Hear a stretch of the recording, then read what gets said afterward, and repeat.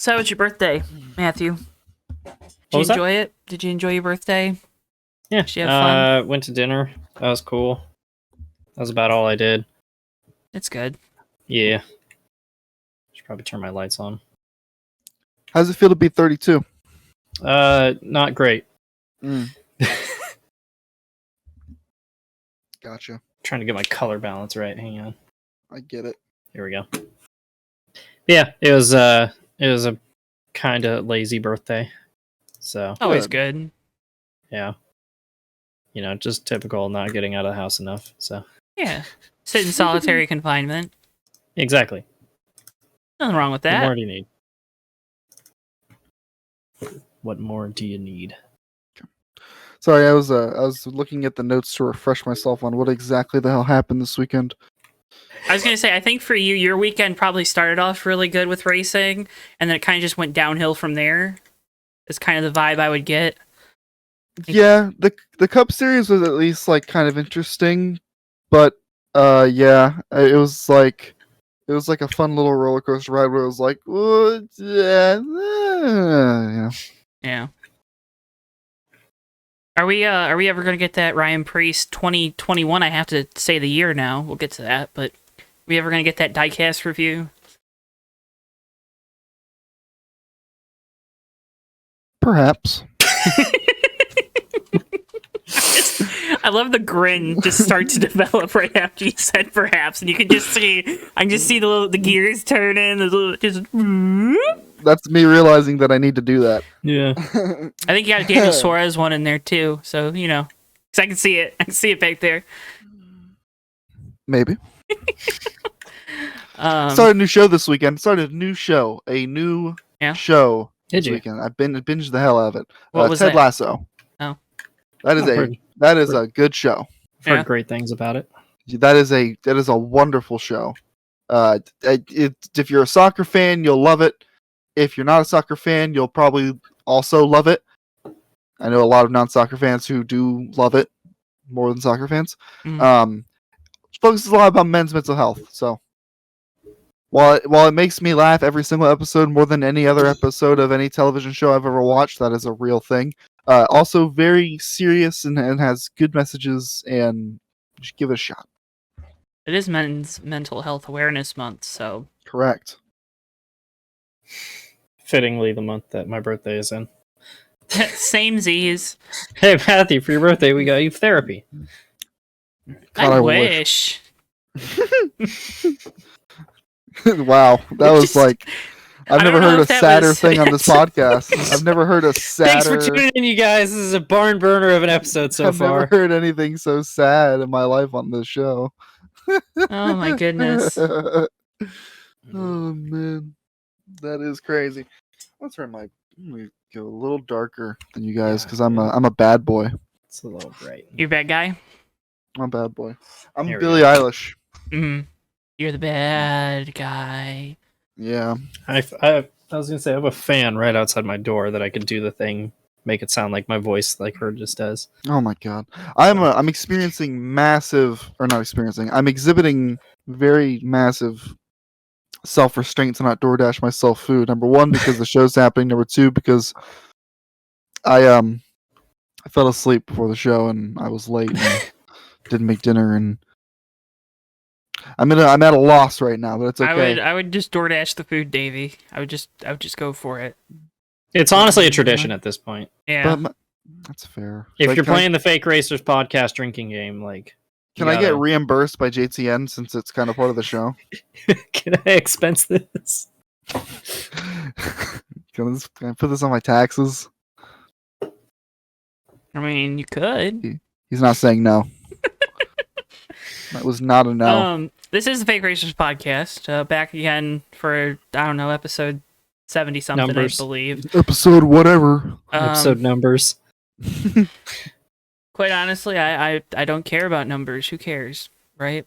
Numbers. Yeah. What do they even do for us? Nothing. Move to the door. Yeah. Or the show sucks again. Yeah. Or something. Yeah, I don't know. But thanks for watching. Thanks for listening. Appreciate you. Kiss, kiss. I'm Joe. That's Davey. And Matthew's here too.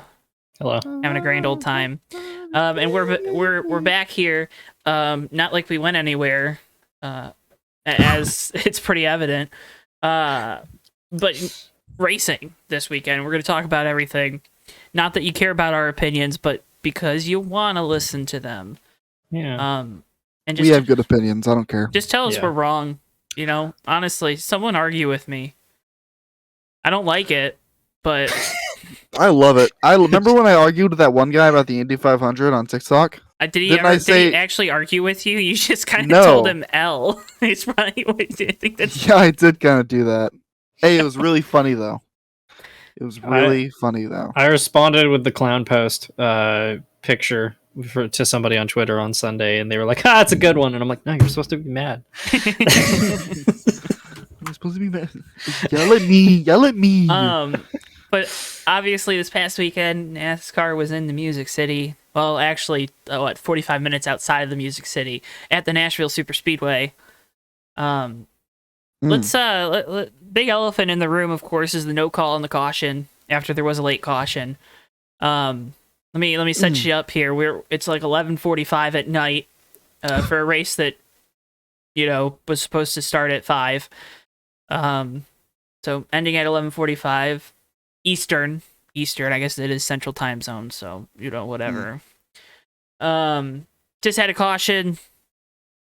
Brad Keselowski, Cole Custer get into it.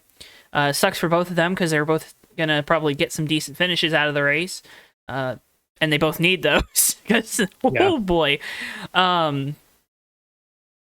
then there's no caution called. Neither car stopped on the track. People were saying Brad tried to spin his car out. If you're trying to spin your car out as a race car driver, I'm pretty sure you will. Yeah. But there's a lot of complaints about it being a no call. Obviously, anytime a popular driver is in the lead, there's going to be complaints about it. Oh, if it was someone else. Oh, if it was my favorite driver, insert your favorite driver here. There would have been a caution, so that way the rest of the field, because NASCAR doesn't like my driver. Thoughts and opinions. First, did you think it should have been a caution? Shouldn't have been a caution? I think it could have been. Here's kind of where I stand, and I've explained this a couple times in various chats, and I'll just rehash that and recycle it and spit it back out on the show. I personally think that the no call was correct in this situation, but I also see where it could have been a caution after the white flag had already been taken anyway. Yeah. Because if you throw the caution before the white flag, which is like what NASCAR would do and what like NASCAR wouldn't do in the case of Chase Elliott is the best, whatever.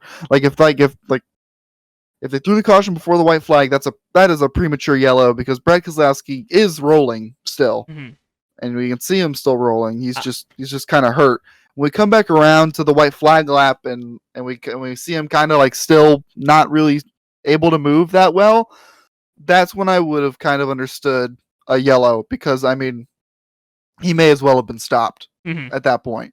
But I don't think there was any trickery or anything done like that by NASCAR. I just think by the time that we realized that the two car, take me back. But I think by the time that we realized that the 6 car, the time that we realized that the 6 car was actually kind of a danger on track, it would have been too late for it to make a difference anyway.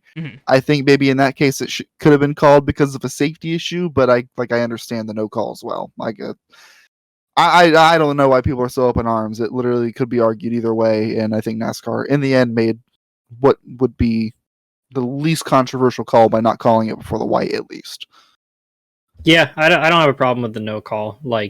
I would actually been a no. In the moment I was like, don't throw a caution here, as it was happening because nobody was spun out.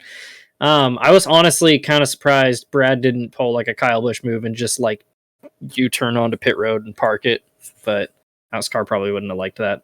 But it's one of those things where NASCAR is so inconsistent historically with what's caution and what's not a caution that it's it's a damned if you do, damned if you don't situation. Because if you do throw the yellow, then you're going to have a different contingent of people probably mad about that call. Yeah. So It sounds like in wake of the All-Star race and the controversy there, which, probably shouldn't have been a caution in that case. And I know there's been some comparisons to that, like, oh, they threw it then. NASCAR's kind of redone how they call the cautions with the race director, then two other, I don't know if they're just two other officials, I forget what it is, but they all have to kind of conference with each other first if it's not, an obvious, like, if there's a wreck or tire on the track, which there's a lot of people saying, well, they let a tire bounce all the way down the front straightaway before they call the caution. It's like, maybe they didn't see it right away. I don't know what to tell you. But, yeah, going back to what Davey said, and safety, probably should have thrown it when Brad's, like, pretty much stopped on the back, might as well be stopped on the back straightaway. You don't want anything to happen, him get hit. But, like, if they would have thrown an immediate caution, that would have just been, especially with both cars driving away. Everyone would complain. Yeah, they were in a lose-lose situation with it. If someone else is leading and they don't throw it, maybe there's not as much, because it sounds like it's a lot of, oh, NASCAR loves Chase Elliott, which I understand where that sentiment comes from, but there are plenty of instances where that's displayed, and not this one. Yeah, it's okay to say that you think that, but also be on the right side of this one. You don't have to. It's not the line in the sand. Yeah, when you mentioned the All-Star race, that was the take that I think I thought was like the funniest, because everybody, I feel like, in unison agreed that was terrible. And then NASCAR correct me if I'm wrong. Yeah, correct me if I'm wrong, but they formally announced this week that they were going to change how they call cautions, didn't they? Like, didn't we talk about that last week? I don't remember when it was, but that. I assumed that they just, after the All-Star race, it might have been after the week off with the Cup Series, but yeah, I know they put out some sort of notice, though, that they were like kind of reconsidering how they, the time between an incident and when they call yellow. And then this is one of the first races after that, and it's on display, and then people are mad because the All-Star race set a precedent that everybody hated, and so then they course corrected from it, but people are now mad that it's not consistent with something that was bad. So yeah, I don't know. There's some valid complaints, but it's NASCAR fans in a nutshell. Yeah, I think for once NASCAR has an excuse for it not being consistent. It's that the caution calling process is literally different per the rule book. Like, that's like literally what it is. It's a good excuse finally for once. It won't be a good excuse by Phoenix. Let's just yikes. Throwing it out there in case something crazy happens. Ross Chastain had a really weird interview with Parker Klingerman. I don't know if either of you got a chance to see that. I hope you did, because it was awesome. I didn't. Because Ross really did not want to be there. You could tell. They started off with Ross was like, "Oh, Parker, I thought I was talking to race car driver Parker." And Parker goes something to the effect of, "No, I'm a reporter too, man. If you tell me that." And you could tell, I don't know if Ross was a little angry or ticked off about that, because he kind of was talking about how the car felt and, maybe the secrets or whatnot. But just, they asked him a lot of really weird questions. Dale Jr. had asked a question about, like, what is he going to do different with the guys around the track? And Ross, like, I don't know if it was supposed to be a racing question or what, but Ross goes, well, I don't have a motorhome. Like, so I'm not in the bus lot with all the other drivers. I don't go out on the lake with the other drivers, which was weird. And you could just tell he was very uncomfortable. I don't know if you found it, Davey, but it was I wasn't able to find it. I'm not gonna like search for it while we're doing it, but it is weird. It was it went on for too long, too. Like, that's so weird. The big thing when you're interviewing someone is, like, if you can tell that they're starting to become hostile, which I think at some point Ross did, and not like mean or anything, but you could tell he was kind of like fed up with the line of questioning. You kind of have to you figure out your quick out. You always have a quick out. And they stuck with it. That was probably the one gaffe maybe for NBC as a whole, besides moving the race over to USA and not telling us when it would start. Just being like, if it resumes, it'll be on USA either tonight or tomorrow. But overall, they did good coverage wise. That's kind of a running thing with NBC, is they're constantly digging for some kind of narrative or story. Like the interview that really reminded me of was when they interviewed Cindric after Phoenix last year, and Dave Burns just like kept pressing him to try to get him to say something about Daniel Hemrick, and it even got to the point where he's like, "Do you respect this?" or something like that, and he was like, "Yeah, I mean he's the champion." So and like you could tell Cindric just wanted nothing to do with it, and it went like 5 questions too long. Yeah. Mhm. Yeah, that's definitely seems like the case of like, I don't know, maybe like a producer or like someone on the team like knowing that they need to be good at telling a story, but not necessarily knowing how to proceed in telling that story. So they just kind of trying to just dig it out of wherever they can rather than actually telling the story that's and putting happening. it together. Yeah. And I think the person that demonstrates that the most is Rick Allen, because I like Rick Allen and I think he's a good announcer, but it seems like NBC kind of forces him to try to push a narrative when he announces, or try to find a story when there isn't one sometimes. And that's kind of why I've always been in Rick Allen's corner, because it seems like it feels like he's being like held at gunpoint or whatever to like continue talking about it. Like sometimes, like the way he like constantly brings it up, it's like Rick Allen never did that in the past. And so what the big one 2 years ago was Phoenix with Chase Briscoe and bringing back up his wife's miscarriage, right? Something, I mentioned that, and it was really poorly worded. What he was trying to say was like 2020 was a year of a lot of turmoil and uncertainty for him, but like, you know, he achieved the dream and he was going cup racing the next year, and it came across as like his wife had a miscarriage, but at least he's going cup racing. Yeah. It was like, geez. Yeah. And we kind of talked about that last week too, when we were kind of wrapping up on Fox and being like, "Hey, Knoxville is bad coverage," with just the fact that NBC and Fox they choose to present things differently. There's different ways you can go about it. One way seems to be more popular among part of the fan base. Another way is popular among another part of the fan base. Yeah. But overall, I mean, I just, like you said, they're like pining. They're pining for it. Mm-hmm. I don't know. Another thing, because we got into that and I completely forgot. There were a lot of people angry that pre-race was on Peacock. Because I think track and field was on NBC, because NBC has the Olympics coverage and the Olympics do really good ratings, and so people were angry that pre-race was on Peacock. Again, if you have Xfinity Internet, you get Peacock for free, and it's $4.99 a month, which is a lot. It's $60 a year, but Peacock is one of the more reasonably priced streaming services for what you get. Yeah, I mean, there's ads with that price, but also those ads come up in the ad breaks. They're not like just breaking up the content. Mm-hmm. So, and Peacock, like I've said it before, they have the WWE Network, the Sunday Night Football. Like if you don't have a way to get over the air NBC, if you don't have cable, all of those big events that are on NBC are on Peacock. So all the NASCAR races that'll be on big NBC, all the Xfinity races on big NBC, every IndyCar race is on Peacock. Doesn't matter if they're on USA or NBC.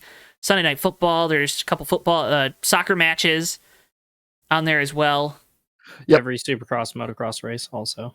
IMSA. My roommate bought Peacock for a year specifically for that. That's, I'm pretty sure, the only thing we've used it for so far.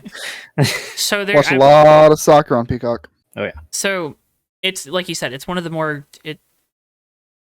you get a lot for what you're paying. Mm-hmm. So that was really should also reiterate, we're not paid by Peacock. Joe just really likes the service. Listen, I'm a fan, especially because I got that Xfinity Internet because the car's just fast food internet, but oh my god, it's one of the better ones, in my opinion, and it's easy to use. But so a lot of people angry that pre-race was on Peacock, and post-race was also moved over to Peacock because, again, they ran over their window. I saw people complaining that they didn't have any post-race time scheduled for their broadcast when they did.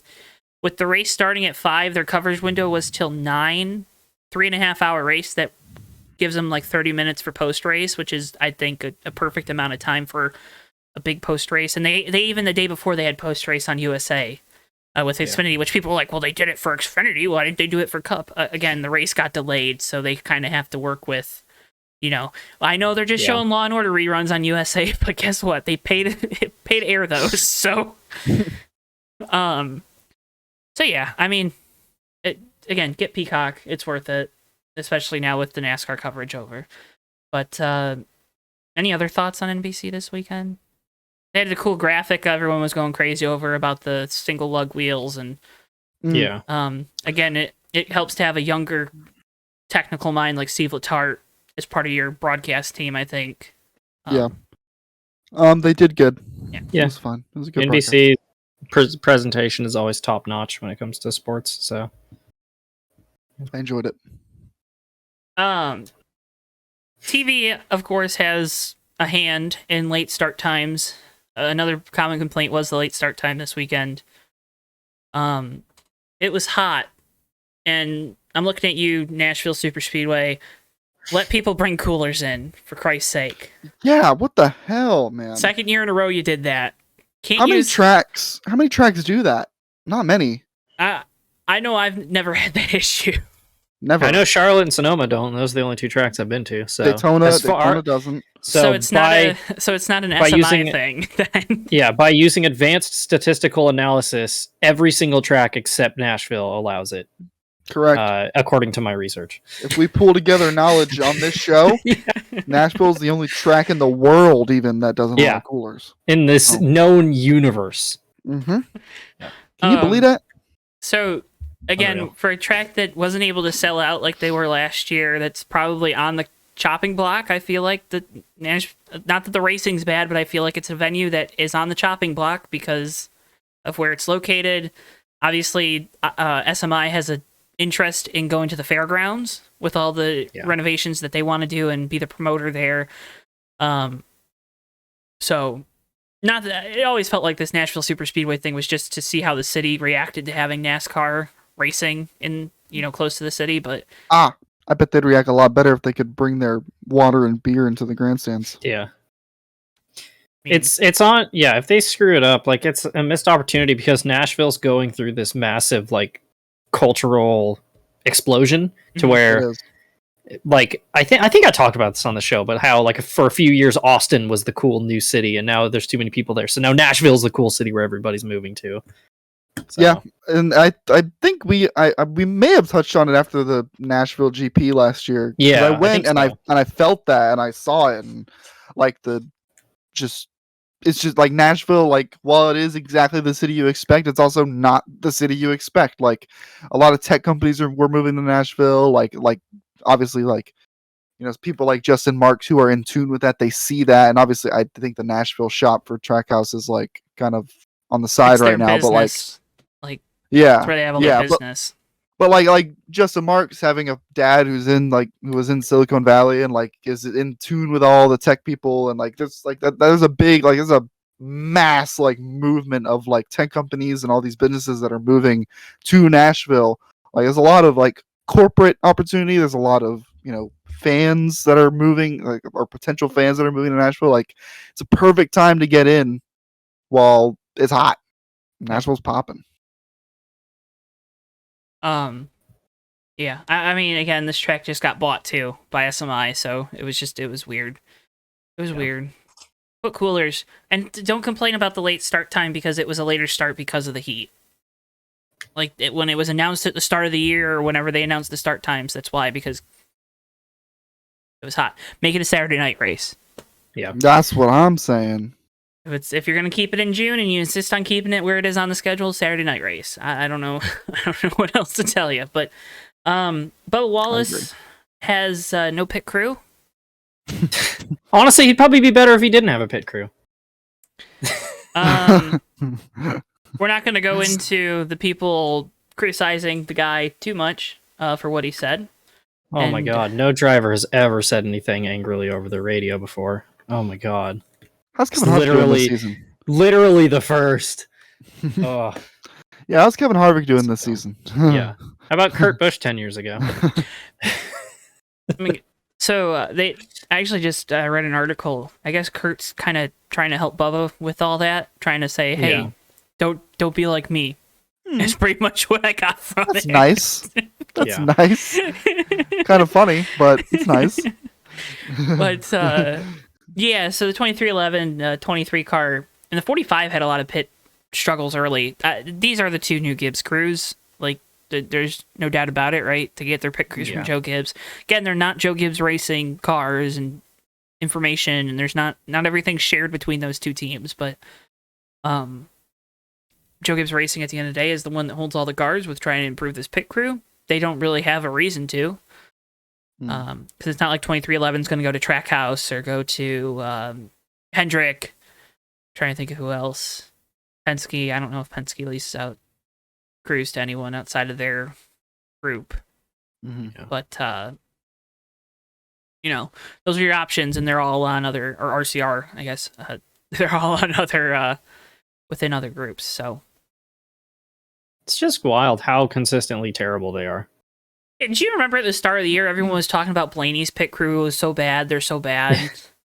And to be fair, they are bad, but no, actually, they've gotten better. But yeah, they're not. I mean, they almost won the damn pit crew competition in the All-Star race. Like, it's fair. Like, give them some damn credit at this point. It's fair. Yeah, I hate it for Bubba because they had a top 5 car, especially if that race ran when it was supposed to.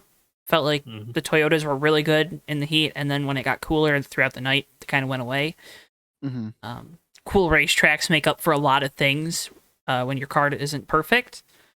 But yeah, I don't know. Any thoughts there? Good for Bubba is what I thought, but yeah, he drove really well. I mean, it was a lot like Kansas, where it seems like every time he has like top 5 speed, his crew starts dropping the ball every time they come down pit road. So yeah, get it together, y'all. It's really frustrating. It's like frustratingly bad at that point. Like, and the problem is, I don't blame him. I don't know what, like a little bit. I don't know what changes you can make. Like, I've seen people, just swap the 45 and 23 crews. You can't do that. No, you cannot. You don't just. Kurt's already in the playoffs. You're not going to swap his crew, but you're going to swap him back when the playoffs start. Like, yeah, that's weird. People who say stuff like that, they don't understand a thing about what's actually happening. I don't know how much you can do without really, like, because again, this is no different than any other sports team. You don't want to just like mass overhaul changes right now, because then you never know. You could sit there and make it worse. Exactly. You can make the guys who are good, who might have a good relationship, like people who are sticking around, they might not be happy. Yeah. There's a lot to consider. It's not as easy as just get these guys out, get the new guys in. Come on, Denny, do everything. Yeah. Yeah. I almost feel like what you got to do is just tell your guys, like, look, go that like half second slower just to make sure we get all the lug nuts on, because we'd rather lose a couple spots on pit road than a lap every time we come down pit road because we're not getting all the lug nuts tight. It's like absurd. I don't understand how it's consistently bad with these guys. Yeah. I don't know.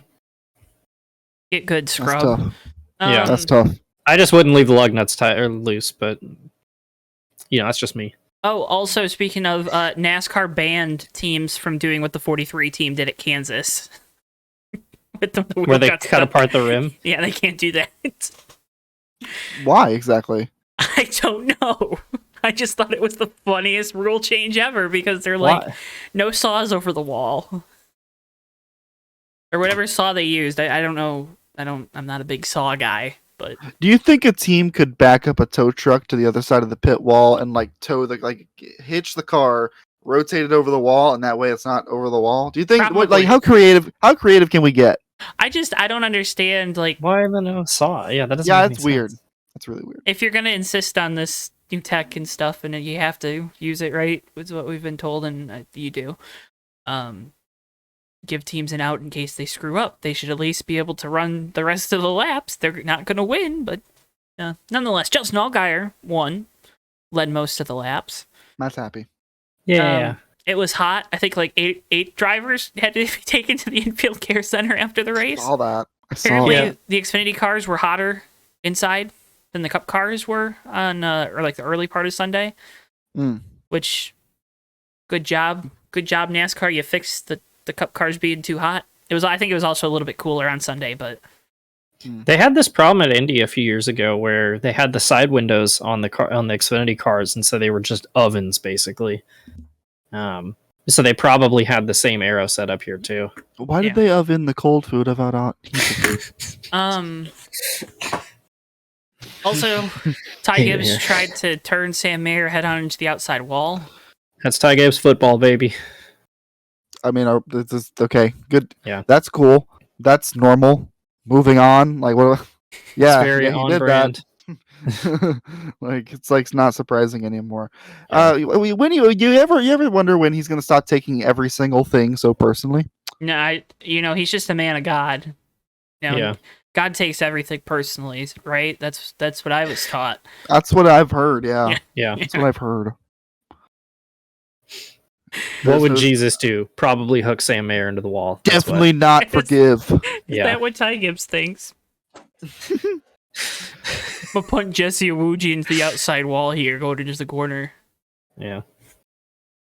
Yeah, no one likes Ty Gibbs. Moving on. Ryan Preece. I want to shove Ty Gibbs into a trash can. Okay. Agreed. This is the only good race of the weekend. This one we're about to talk about, the truck race. This is the only good race that happened. What happened? There was no rain. It wasn't like dominated. Well, I mean, maybe it wasn't crazy hot. Yeah. The truck. Go ahead, guys. Talk about the truck race. I'll bask in it. Ryan Preece won. Led a lot of laps. Yep. He did it. Won some extra money because it was a trip race.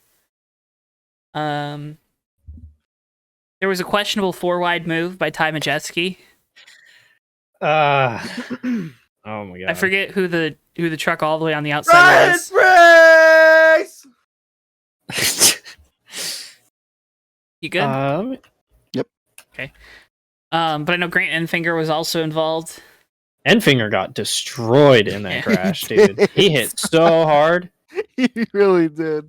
Just absolutely junked Enfinger. Freaking ton. Yeah. Oh man. Matt DiBenedetto had some pretty pointed comments. It's Corey Heim. That's who it was. By the way. Yeah. So Davey was mad. He was like, "No one races with respect out here." Yeah, welcome to the truck series. Is there a difference between respect and aggressiveness? Like that joke's old. Try a new one. Yeah. Respect and aggressiveness. I mean, I feel like one is a result of the other. Like, a lack of respect is usually because of an excess of aggression. Ty Gibbs. So it's like it's a line, right? It's always a line. You always balance the line. You always got to figure out. That's why the drivers who are good at this are, in my opinion, the ones who end up being some of the best in history. The drivers who know when to be aggressive. Yeah. I don't necessarily think that respect plays a part. I think most of the time, unless there's like a personal vendetta, most of the time it all comes down to not necessarily how aggressive, but knowing when to showcase the aggression. That's what separates the drivers who are good and the drivers who are great, in my opinion. I was going to say, the one I always like when these elder statesmen of the sport, at this point, Benedetto is part of it, Ryan Preece I'd consider part of it, that have been around, been there, done that. I always find it interesting when they talk about respect and there being a lack of respect with the young drivers. When at one point in their career they were that young driver. I think a lot of this goes back to, I think, these newer drivers that have come up in the last 10 years that have established themselves in the Cup Series or the Xfinity Series, or even some of these guys in the Truck Series like a Matt Crafton and a Johnny Sauter. Wake up. A little late. They didn't do the same thing that was done onto them, right? I feel like you have to. There comes a time where the drivers have to police themselves, because it's not like NASCAR can be like, "Hey, don't chop that guy off coming off the corner." You know what I mean? They can't say that. So it'd be different if they're wrecking each other under caution, or running through the garage area, but outside of that, when you're on track, sanctioning body can't do anything. So it's Yeah. just it's sometimes because it's not wrong. There is a lack of respect. There's a lot of over aggressive drivers because of it. I think it's the other way around, Matthew. I think it's a lack of respect causes the over aggression, not the aggressive translates into a lack of respect. But it can't be both ways. I think, and again, this kind of comes back around to what we talked about. Oh my goodness, what we talked about a lot before, where there's none of that like playground hierarchy in the garage areas really anymore. And you know, like I respect the drivers who want to try and like exhibit that and make it happen, because I think having that kind of hierarchy where like there's the kid in the playground who this is how SHIT is done, this is how we run it, this is what we do. You're trying to do something different or wrong, that's not going to fly right now. You need to do something else first. Or like everyone always points at like Dale Earnhardt. Everyone always points at like Terry Labonte's, like those guys, like Dale Jr. told a great story. Jeff Burton, that was a really good one.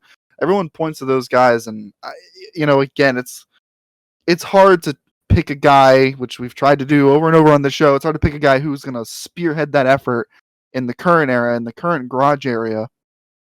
But it's nice to see that there may be some of that happening, that like there's still drivers that care about that, because I do think that makes the racing A, safer, and B, better, in my opinion. Yeah. Because like Cup Series is the easiest example. Like your drivers that you could see being that are like a Denny Hamlin, but he kind of lost some credibility after Gateway. Kevin Harvick is an older driver, but I don't ever see him in that role. Martin Truex Jr. same way. Kyle Busch same way. Like maybe Kurt Busch, because he's been there and been that guy. Kurt Busch should be a good one. Yeah. And I feel like there probably is some of that now, especially because he's kind of he's in the last couple of years of his career. But you lost all these big names. You lost your Tony Stewart. You lost your Jimmy Johnson. Although I don't think Jimmy ever really stepped into that role. Well, you say that. I do think for like the last year or two of his career that Jimmy Johnson was a guy a lot of people turned to. I feel like when in the absence of those guys you spoke of. Yeah. At least in the Hendrick and Chevy camps. That's what I heard. Say it's more so in the like, but I'm saying overall leader. No. Yeah. I understand that. I feel like Tony Stewart was probably the last one where like, or Matt Kenseth would be another good one. Like, if that's at least like a good meter of, if I made this guy angry, right? Like, yeah. Tony Stewart was the guy on track who was like, don't mess with that guy. Just don't screw with him, because he will enforce it. So, but I can't remember if it was this week or last week, and I don't remember who he was talking to, but Matt Crafton was quoted as saying like, "Thanks for racing me clean there. Nobody does that anymore," or something like that. I wish I could remember. It was in a tweet that I saw, but I think that speaks a lot to the Truck Series. Yeah, I mean, it's not a secret that the Truck Series has a crisis right now of the kind of racing that that drivers are experiencing with each other. Like, maybe not necessarily maybe a crisis is too strong of a word, but it's a problem though. Yeah, there's a problem. Yeah. So there were some tempers. Ryan Preece won. Congratulations, Ryan Preece. Yep. 2 races left till the playoffs start at IRP at the end of July. That's crazy. That's truck playoffs start so early. It's crazy. Yeah, they do, and they last forever. Shout out NASCAR for not knowing how to schedule the Truck Series. They just ran like 10 weeks straight of their 22 races. Yeah. But Tempers SRX got a little hot under the collar for a couple of guys.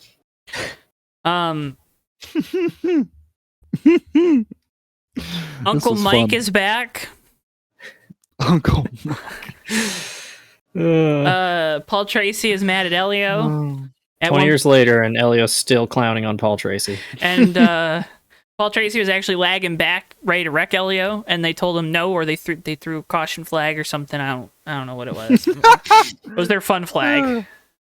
I wrote down Mama Cat Tony Stewart grabbing Ernie Francis Jr. by the back of the neck. I don't know. I can't remember. And I then don't even know if Tony remembers the last time he had to go like that on someone. and then Yeah. 5 minutes later, he's just like standing there laughing with him, like great atmosphere. No, yeah. That's Yeah. that's the vibe there. yeah, you know. yeah. But In the moment, you're going to get your you gotta give CBS You those don't get your butt shots, you whooped. know. yeah, Give them those and plus, these guys are all so competitive. I'm sure Tony was actually mad for a little bit, but I'm also sure Tony realized what the event was. you know? Yeah.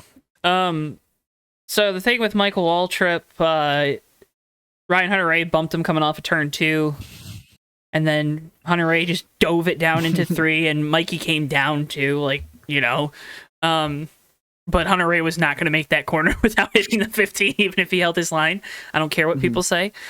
So that was funny. Michael saying, I'm not going to share it. We're going to all share beers after the race, and then goes, I'm not going to share a beer with him after. It was great. It was perfect. Oh It my was god. perfect. Davey has disappeared. I believe our food ordering delivery service has arrived. More than likely. The Tony Stewart thing was funny. I don't know. SRX is fun, right? That's the Yeah. whole point. That's the whole vibe there. Oh, yeah. But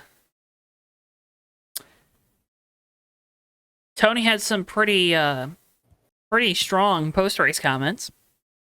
They tore up a lot of equipment. Yeah. I I'm feel sure that was probably the reason he was most mad. He's mean, got to pay for all that now. he won the race. Don't forget. Yeah. But yeah, after the race, a lot of torn up cars, a lot of torn up equipment. It's a small crew at Fury Race Cars that build these things now, and rightfully so angry. So, I'm stalling, hoping Davey gets back in case he has anything to say. He's got his headset on, so he should be able to hear us. Yeah. But do you have anything to say while Davey's not here?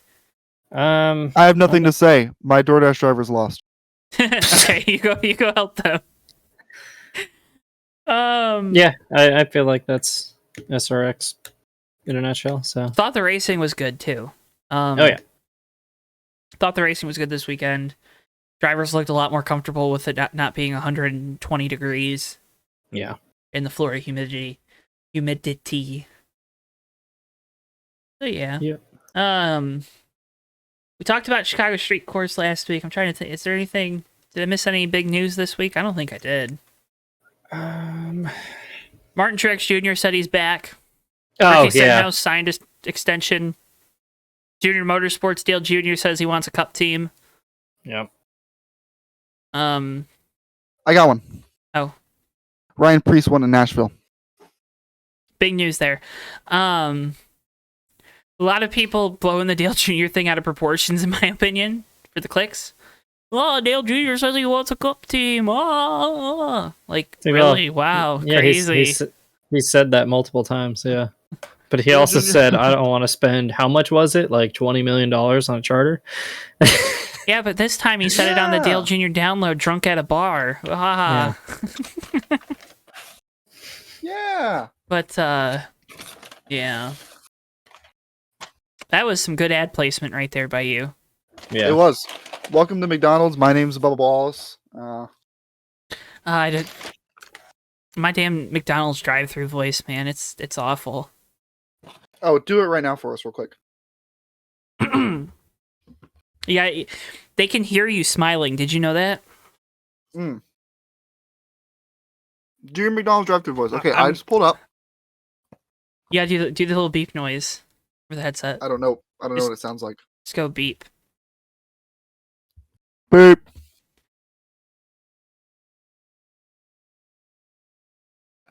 Now you gotta say hello. Is there anyone there?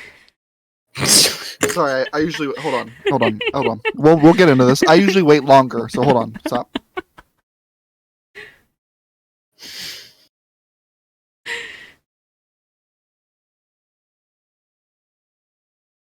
Yeah, I know it's saying I'm so long.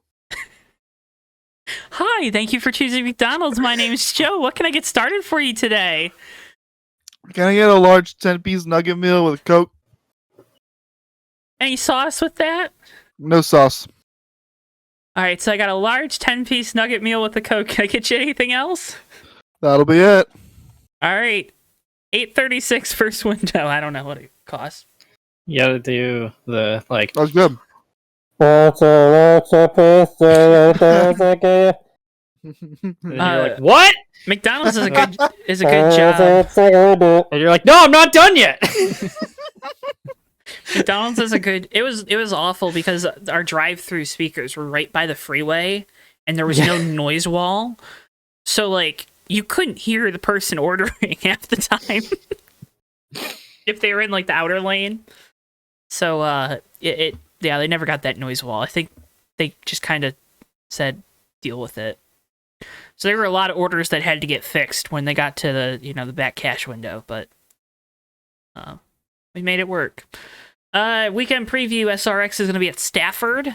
It's where the inaugural race was last year. Doug Coby not part of the field this time. Who wins on a repeat? Let me look who's running. Hmm. Let's see. We got Bill Elliott's back. Haley Deegan's running. Justin Marks is running. Give me Justin Marks for the fun of it. Matt Hirschman. I was going to take the Biff. Modifieds. I will take. Give me Marco. I'll take him. He was pretty good. Marco should have raced stock cars, man. Yeah. Honestly. I hope that rumor of him going Xfinity racing comes true. Please. IndyCar is back in Mid-Ohio this weekend. Yeah. Your favorite state? Yep. I'm debating on going to the truck race there next weekend if things kind of work out. Yeah, just for funsies. Cool. It's like a 4.5 hour drive for a truck race that costs like $60. So kind of not wanting to do that, but Yeah, that's a lot. Yeah. I was gonna say it's Joe's week. The Avalanche won the Stanley Cup, and now he's going to Ohio. Just keeps getting better and better for Joe. That's crazy. I'm not even a hockey guy. Yeah. But IndyCar picks. I want Rossi because he is turning it on here now that we know he's leaving. Yeah. He's like, oh man, I've got a ride for next year. Let me turn my monitor on. Give me willpower. So, I'll take a Jose Newgarden. That's gonna be my other pick. Yeah. NASCAR is road course racing again at Road America. This is the track rumored to be off the schedule if they do the Chicago Street Course. Stop being scared of cities. Xfinity Series picks. Andy Lally, baby. Yep. What are you thinking, Joe? Lally. I was gonna let you pick Kyle Larson. All right, I'll take him then. I am gonna go AJ Allmendinger because he's won the other two, so yeah. Wow. Okay. Probably a solid pick. Might as well win this one too, The Cup Series on Sunday. Can't wait for the 20-minute stage break. It takes forever to pace around Road America. Literally, they only need to go by pit road once. Yep. That makes too much sense, though. Everyone pit. Like, deal with it. It's tight pit lane, I don't care. You're professionals. This is fun. This is a fun one. There's so much road course talent in the Cup Series now. You know what I mean? It's not like... Any guy could be good on a given day. There was there was a year there where it was like, Chase Elliott's got this in the bag now, and now it doesn't feel that way. That was Hendrick Track Attack era, though. I go. You know what? Give me Suarez. Trackhouse has not lost on a road course yet this year. Give me go. Who do I want to pick? I'm gonna take Austin Cindric. That's a good one. Is AJ running the Cup race? He's running all the road courses. I figured, yeah. AJ's obviously a good pick. We all know he's very talented. Probably coulda, shoulda, woulda won at Coda. And then Davey obviously took Suarez, who has been hot. Oh, fire. And then, of course, and Fuego. And then, of course... I wasn't going to do that. It was too easy. Calientes. That's... Where was I? Obviously, Suarez winning, and then Cindric was really good here last year, and it feels like he really likes Road America. So Good Yeah. taste. Yeah. Good taste. but that was everything I got. Do you guys want to get out of here? Ryan Priest won at Nashville, by the way. Okay, you gonna order the Mhm. diecast? Maybe, I don't know. Remember to use code JTN at CircleBDiecast.com for free shipping on your order of $30 or more. I'm such a good brand ambassador. That's okay. I'm leaving them for everyone else who's gonna order them. Diecasts are expensive, man. Dude. Oh my god. That's why you gotta use know. code JTN to get free shipping on that order. Yeah. Uh-huh. Yeah, you got hit by the bullet train. Start of the month. They sent me 5 diecasts in the span of 2 weeks, and they all got charged. I'm genuinely lucky I switched my payment info to my credit card because that would have been bad for my bank account. That's kind of funny. It was bad. Yeah, because what? It was the Tyler Ankrum, the Bowman Nashville, Bowman Richmond win? Richmond, Bowman, Pocono, and Larson Sonoma one. Yeah. Literally all in the span of 2 weeks. And God you used code dang, JTN and bro. got free shipping. I did. So He did do that. I saw him. I did. He was there. But I saw it. again, folks, cannot thank you enough for watching the Fake Racers podcast, listening, whatever's more convenient for you, of course. Davey's got that tangy barbecue sauce that he didn't order, as heard here on the Fake Racers podcast. Just raw dogging those McNuggets right now. Matthew, where can we hear more from you? You can find me on Twitter at msteelman51. And that's about it. Davey. I don't feel like it today. All right, you can find Davey on his places. They're linked below. I'm not going to read them off because he doesn't feel like it. And remember, you can follow us at Johto Network on Twitter, Facebook, TikTok. Follow the main network here on YouTube. Make sure you're subscribed over there on Johto Network. You can get all our live races. We're live Thursday with Bomb Squad. Got some surprises in store. You might like them. You might not, but you might like them. You will. It Yeah. looks really good. So tune in for that. Joe is killing it. He's killing the game. No one's better than him. He's killing the game. That's my man. I'm screenshotting that when this releases. Yeah. That's got to be in the thumbnail. Mm-hmm. Never regretted doing anything on this show until this moment. But again, follow us on all those. It's really appreciated. I mean, I can't thank you guys enough for all the support as always. Kind of helping with everything going on in the world, so it helps to have something to do. With all that being said, though, folks, thank you so much for tuning in to Fake Racers Podcast, and we'll see you guys next week. Bye. Ooh.